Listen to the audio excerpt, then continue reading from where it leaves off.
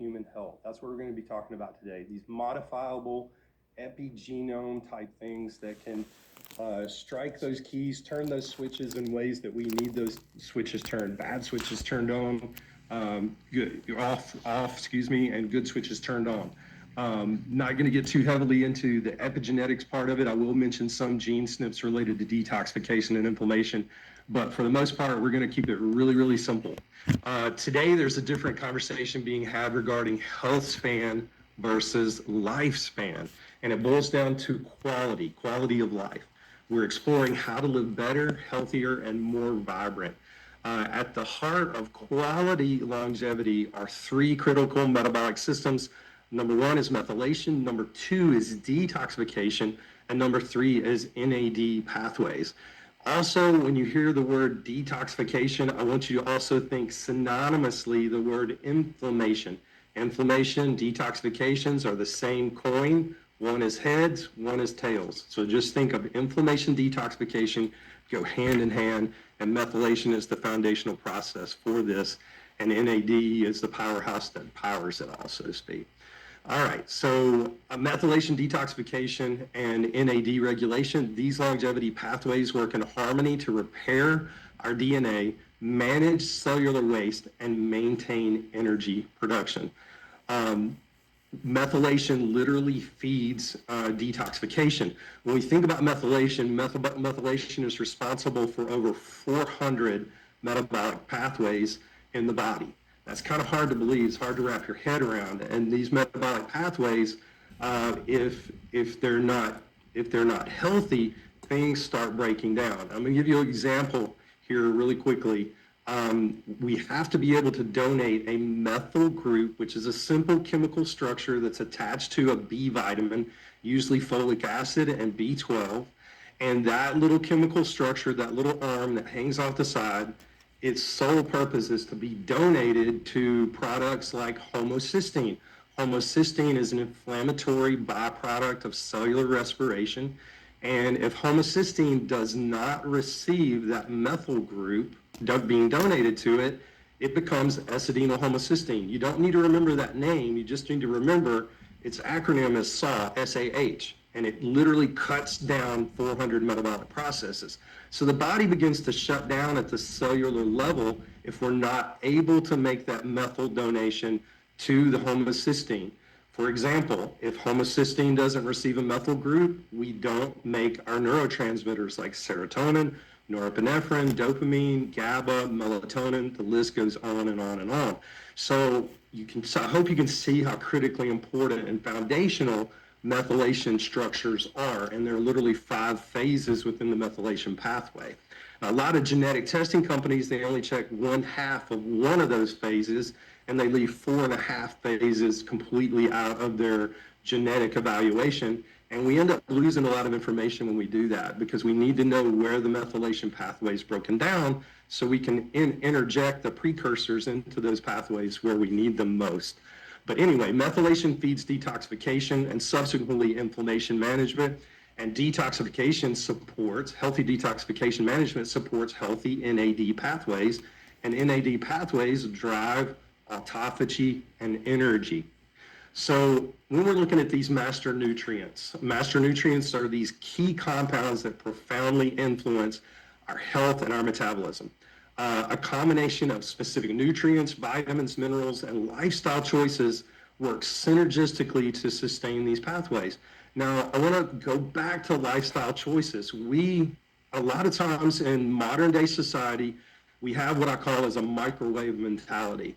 And we expect to be able to put something in the microwave and 30 seconds later, poof, it's ready to be served and eaten and whatever we're going to do with it.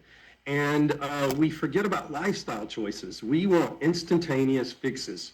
We want the right nutrient, the right vitamin, the right mineral, but we don't necessarily want to do the lifestyle modifications that come along with it. For example, we don't necessarily want to drink the amount of water that we're supposed to drink every day. Or we don't necessarily want to eat the things that we know we should eat. Or, worse yet, I'm probably going to step on a few toes here, we don't want to cut out the alcohol, because alcohol can literally slow down our metabolism for 72 hours, not to mention the metabolic effects that it has blood sugar regulation, insulin regulation, the whole 9 yards. So we have to be able to make these lifestyle modifications in order for our nutritional supports that we're putting in place to nutritionally support the genome for them to work. So without sufficient support, metabolism slows down, cellular repair diminishes, and natural processes of healthy aging are hindered. Now, here are some master nutrients that are critically important to remember. Vitamin D3. Vitamin D3, in its own respect, has controls over 300 metabolic processes in the body. Magnesium, around 200 to 300 metabolic processes, depending on which studies you look at. Antioxidants, relieving oxidative stress through healthy polyphenols and plant-based products to help lower that oxidative load. And the way we do that, these polyphenols donate a hydrogen molecule to a free radical oxygen to turn it into a hydroxyl HO instead of this free radical oxygen. And so it basically turns it into an OH group into an H2O. It turns it into water. So it makes the oxidative component, the free radical, inert at that point, and it just becomes water. Omega-3 fatty acids. There's going to be a lot said about omega-3 fatty acids over the weekend. I could speak and go on for days about it. I've read books about omega-3s.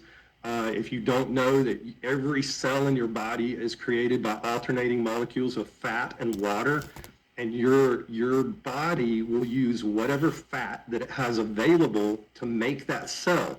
So if you only ingest an Americanized, westernized diet where you get high omega-6s in your diet, then you're going to make an omega-6 and water molecule cell membrane. We know under electron microscope that these cells created with these types of fats, not the omega-3s, the omega-6s, they're rigid, they don't allow nutrients in, and they don't allow waste out.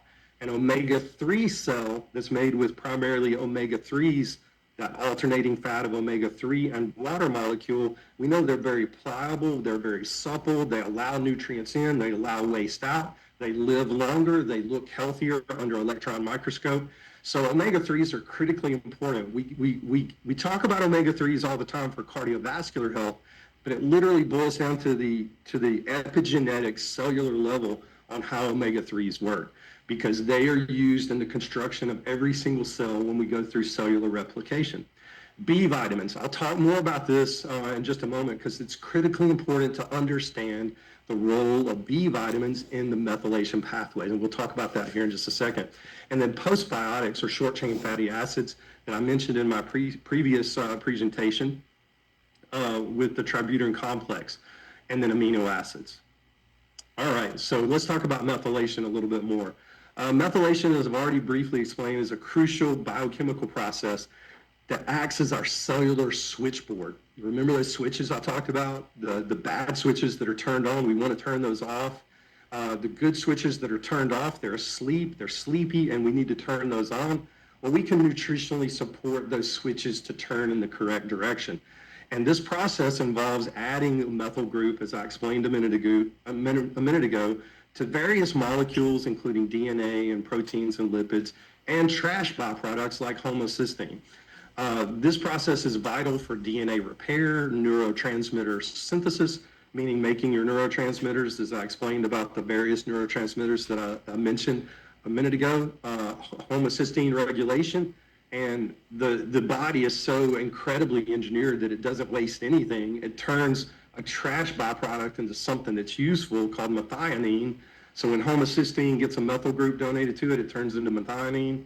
Methionine turns into acetyl-methionine, and then that turns into all your neurotransmitters. So that's how beautiful that process is. We can take something bad and make something really good out of it. And then gene expression control. The Horvath clock. This is something that you may not be familiar with in name, but I know you've probably heard some about epigenetic aging. So there are companies out there, and they're kind of all over the place. I've been tested by every single one of those companies. And just as an exercise, an exercise in academia, just for myself, just to kind of see how these results vary from company to company, because there are controversial different ways to measure this.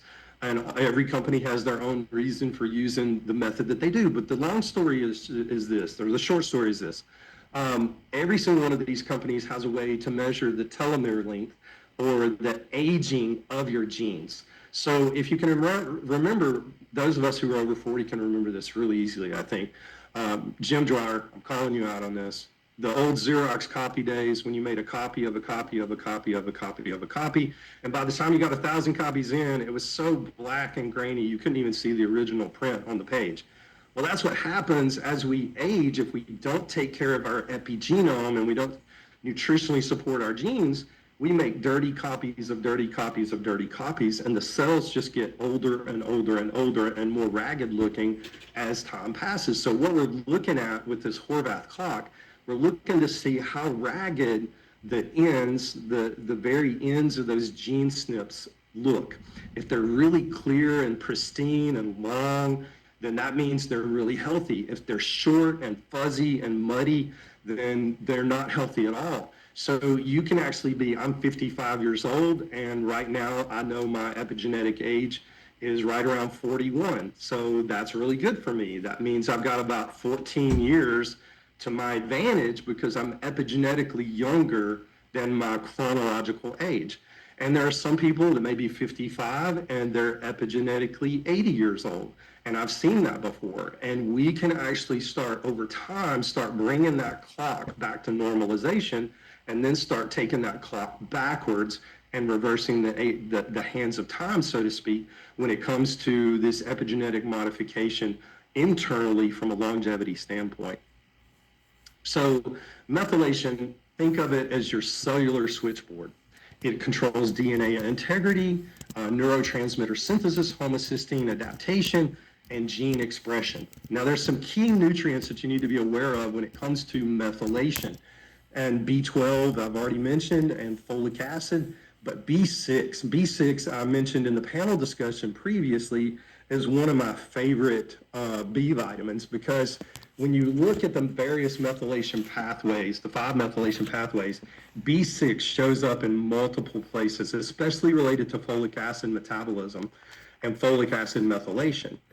Now, a methylated version of a B vitamin, you need to understand this. You can get a supplement or you can eat a food that has B12 or folic acid in it. But your body has to then convert that to the methylated form. Well, there are certain people epigenetically, ethnicity-wise, ethnicity plays a role in this. Certain ethnic groups have struggled with methylation more than others, where we just don't make that conversion from these non-methylated B vitamin forms into the methylated B vitamin forms. So our body, no matter how hard it works, it's not able to methylate these B vitamins.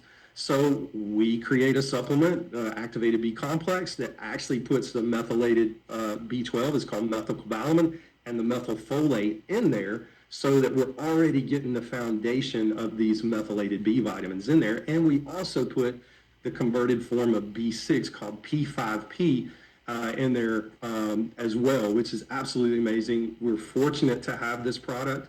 We're fortunate to carry the next precursor type nutrient, which is magnesium, and choline and betaine and beetroot.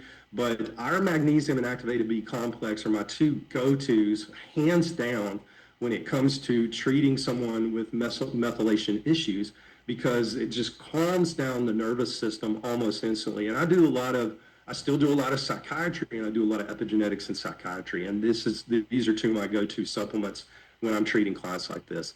These nutrients work together to support efficient methylation, which is essential for healthy DNA activity, maintaining mental, emotional health, and impacting the cardiovascular health and energy production within the body.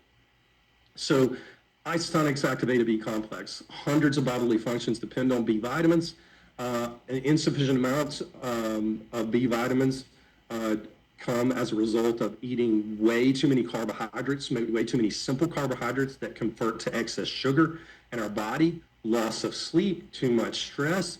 All these things can deplete are B vitamins. I'll also tell you this, if you're working with a client who is an athlete and they run marathons, they run triathlons, they hit the gym 6 or 7 days a week, and they're really pushing it in everything they do on a physical level, they chew through B vitamins like Pac-Man through a game board.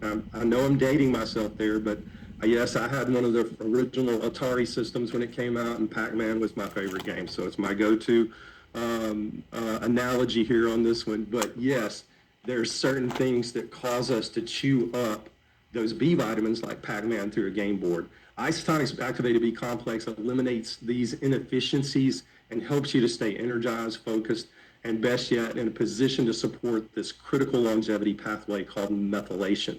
I have clients, much like Brandy, where she's been doing this for 25 years and she still has clients that 20 years later are buying these products. I have clients that were clients of mine in the office, have moved away, they're no longer clients of mine, and here 15, 16, 17 years later, they're still buying the Nutrimetrics products because they're on auto ship, and I check in with them from time to time, and they're just happy as larks, and they say they don't want to ever go off these products because they worked out well. So as everybody in this audience knows, these products sell themselves, and this is one of those products that does it. So activated B complex, the isotonics activated B complex is a multitasker. Methylcobalamin converts homocysteine to methionine, as I said, which supports brain health, neurotransmitter production, and detoxification. Methylfolate is essential for synthesizing DNA, synthesizing homocysteine as well. It helps B12 out, and it's also essential for synthesizing DNA and stabilization of DNA in the replication process.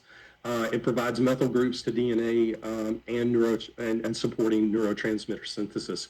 And then the P5P, the activated form of the B6, converts homocysteine to cysteine and supporting glutathione production, which is our master detoxifier.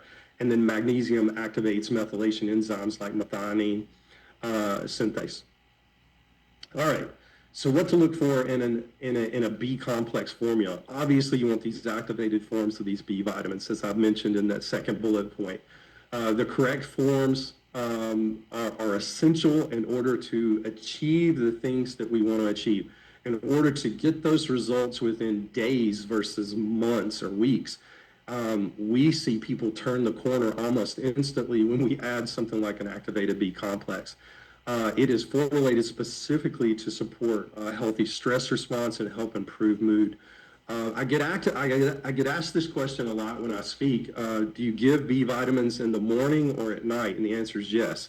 Some people have this misnomer that activated B vitamins of any kind can make you revved up and speed it up. I almost feel like the active form of B vitamins work very much like an ashwagandha does, that it's very adaptogenic.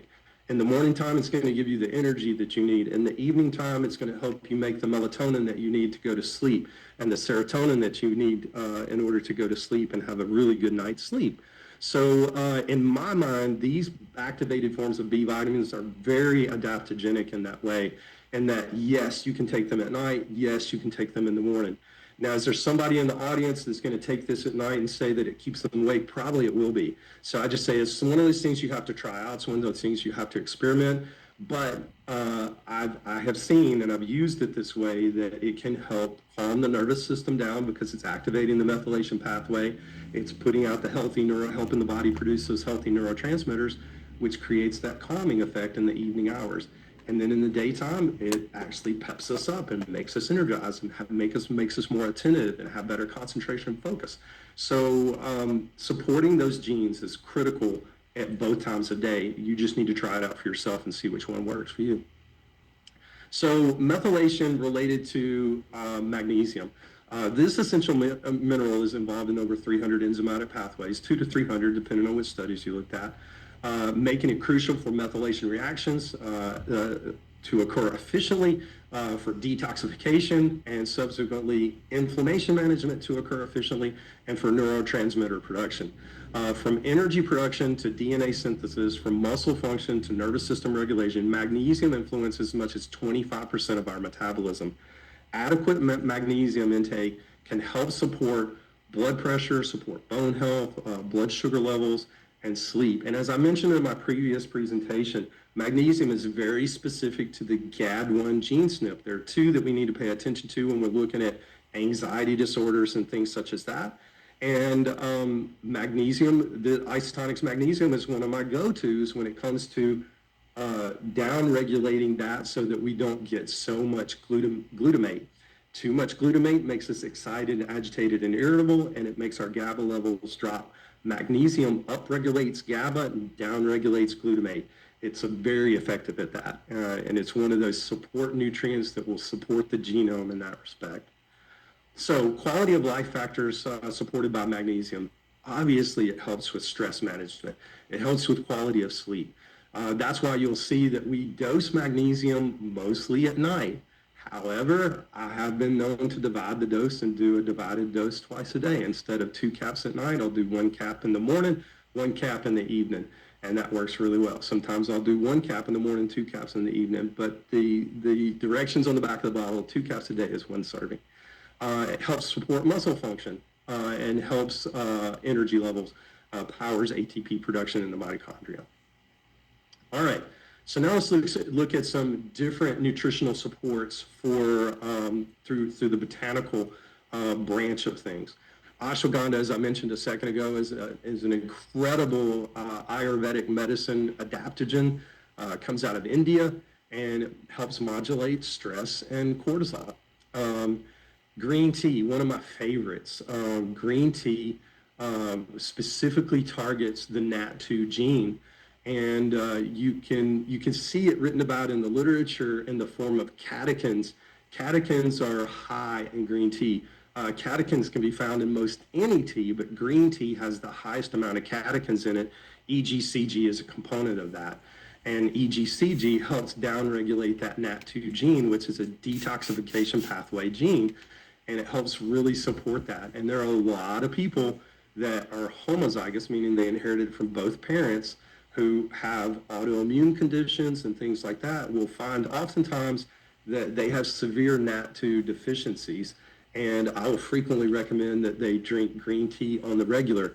It's when I give them permission to break from their water. Yes, I do want you to get your water intake, but I also want you to have green tea spread throughout your day because it's really going to help with those detoxification pathways.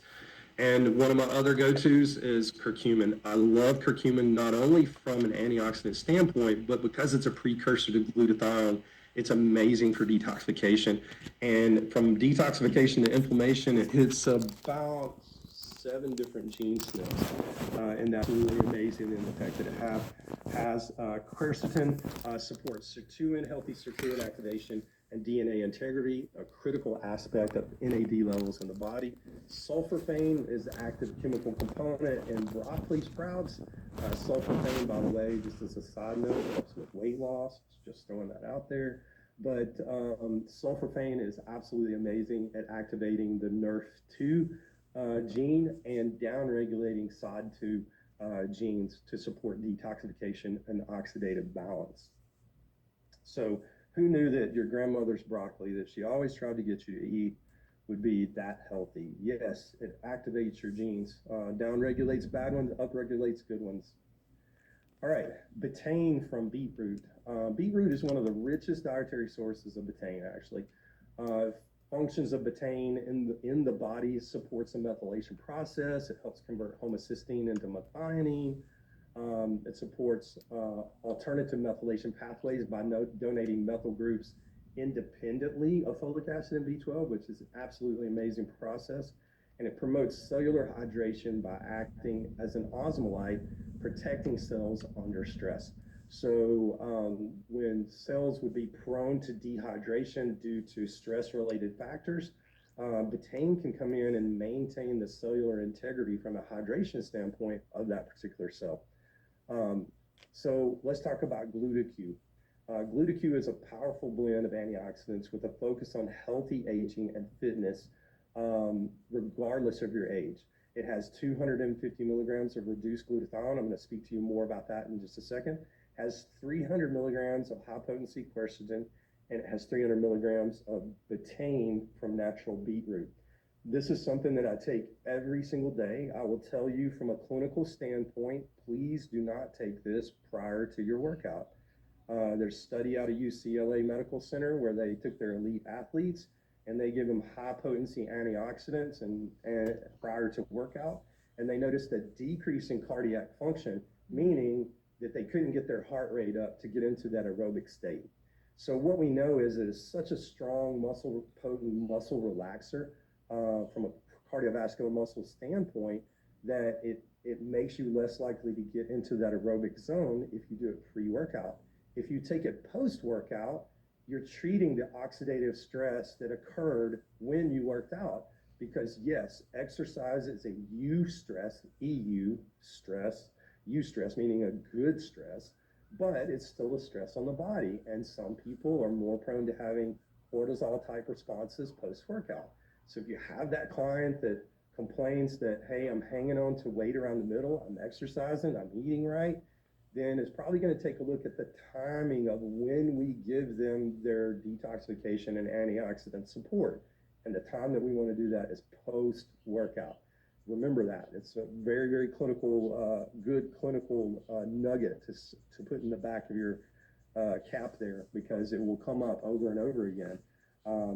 It makes a difference in the nuance of timing of antioxidants on these types of issues.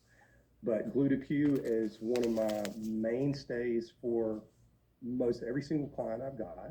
And it's a mainstay for my elite athletes that I treat. And I always make sure that they use this after workout to bring their cortisol system, their adrenal system back down into normal ranges, treat the oxidative stress that was caused during the workout. Reduced glutathione, quercetin, and natural beetroot work together to support mitochondrial activity. Remember from biology class in 8th grade, mitochondria is the powerhouse for the cell. What you may not realize about mitochondria, contrary to that 8th grade class where we had to draw out the cell and we had to draw the little round oval thing with the squiggly lines in the middle that was the mitochondria, remember we only had to put one of those mitochondria inside that cell. Well, as a matter of fact, your cells have hundreds and some of your cells have thousands. Like ovaries in women have almost 2,000 mitochondria per cell because you're responsible for creating life. So it needs that extra energy to put into the production of life. Your heart has hundreds of mitochondria per cell. Your brain has hundreds of mitochondria per cell. So the body prioritizes where and how many mitochondria get put into a cell. And there's some early research that's coming out, another story for another day, that we can actually, through red light therapy and some things like that, increase the number of mitochondria that we have in our cells, which makes us healthier, makes us younger, makes that lengthening of those genes healthier, so we make cleaner copies. But that's another story for another day. All right, so let's talk about the delivery system on the GluteQ. This is what's amazing about this, because previously in clinical practice, I was always relegated to IV glutathione or nasal spray glutathione. And nasal spray glutathione, for lack of a better way of putting it, it smells like rotten eggs. It has a very strong sulfur smell, and most people don't tolerate it. If they do tolerate it, they don't use it on a regular basis because it has to stay refrigerated, and you've got to use it 3 times a day, and it just makes it impossible. So when this delivery system came out, I was fascinated with it, and I was like, yeah, does it really work? It really works. And so it actually gives us higher plasma concentration levels of glutathione in the bloodstream. And this company that has this standardized form that we have fortunate enough to have in one of our products has the ability to do that. So standard oral absorption of glutathione is not processed well through the liver, and the Ultipac delivery system actually helps with the absorption of that. So the specific type of quercetin that we use is a Japanese form of botanical, which means that it's a 98% potency. It's very difficult to find that, especially in this particular form. And I've already spoken to you about the beetroot, the betaine that we have in the GluteQ. GluteQ is an amazing product. I can't say enough good things about it. When it first came out, we first started carrying it. I was on board with it, and I've just fallen in love with it ever since. All right, so the liver. Let's talk about the liver. It's essential for hormonal balance. Contrary to popular belief, because the liver is the master regulator of cholesterol synthesis, having healthy cholesterol levels is necessary to have healthy hormone levels. And when we put patients on statin medications and we obliterate their cholesterol, and then they start having menopausal and andropausal symptoms more heavily than they were having them, and everybody in Western medicine is scratching their head. And us in functional medicine, we're like, no, we understand the pathway because you're wiping out their cholesterol, you're wiping out their ability to produce hormones. So the liver is important for detoxification, but it's also important for hormone activation and cholesterol management, cholesterol synthesis. And all cholesterol is not bad. I know it's been demonized through the years, but all cholesterol is not bad. We do need some healthy cholesterol. Um, and the liver plays an important role in methylation support. It's the hub for methylation process as it utilizes methyl donation in numerous metabolic functions, including DNA health, neurotransmitter production, and hormone synthesis. Efficient methylation support supports healthy cellular function and limits the buildup of harmful compounds like homocysteine, supporting cardiovascular and cognitive health. And then NAD production. The liver is integral in synthesizing nicotinamide, an adenine dinucleotide, just say NAD for short, a coenzyme essential for energy metabolism, DNA repair, and cellular rejuvenation. A healthy liver ensures optimal NAD availability, supporting mitochondrial functioning and promotion of healthy aging and energy. There's a lot of new research coming out about NAD too, guys. So it's exciting that we have the ability to impact NAD the way we do. So glutathione precursors in acetylcysteine. So our hepatocleanse has an acetylcysteine in it. I use our product, hepatocleanse, all the time because it's a very well-rounded product. I think that we have a tendency to believe that hepatocleanse is used episodically. I tend to use hepatocleanse in a lot of clients that I see because of the amount of environmental assault on the body and on the liver and the things that the liver has to process with processed foods and things such as that. The medications that they're on, the liver needs as much support as it can get. So I love our product, our hepatocleanse product, because it allows me as a clinician the ability to be able to support this person at a very high level. Glycine is another glutathione precursor. Glutamine is, again, glutamine. I'm okay with glutamine, not glutamate. Pycnogenol and resveratrol. OPC3 is a go-to as far as a glutathione precursor in my mind, and curcumin is as well. Minerals such as zinc and selenium also help in that respect as well. So polyphenols are very hard to absorb, and the isotonic delivery system is the key player in the utilization and absorption of these polyphenols like pycnogenol. Pycnogenol is absolutely amazing. There's over 160 clinical studies, 10,000 plus subjects, and it supports healthy blood circulation, acts as a natural anti-inflammatory, binds to collagen, elastin, helps regenerate hyaluronic acid synthase, powerful antioxidant. I have clients that have been on the OPC3 for years, and their skin is absolutely amazing. People ask them all the time, what are you doing for your skin? And it's like, this guy over here has got me on this purple powder stuff, and it works. And they know it is because when they stop it, they start seeing the signs of aging come back in. They get back on it, and they start going backwards again. So they see the effects of this, and they feel the effects internally. Along the lines of supporting healthy blood circulation, I do recommend if someone is going to have an elective surgery, they need to come off of this at least 10 days before surgery. And they need to wait at least 14 days after surgery or until their surgeon releases them before they start back on the pycnogenol. And that's just some clinical side notes on that. So OPC3, as most everybody knows, has the French maritime pine bark extract that's under the trade name pycnogenol. bilberry extract, grapeseed extract, red wine extract, and citrus bioflavonoids.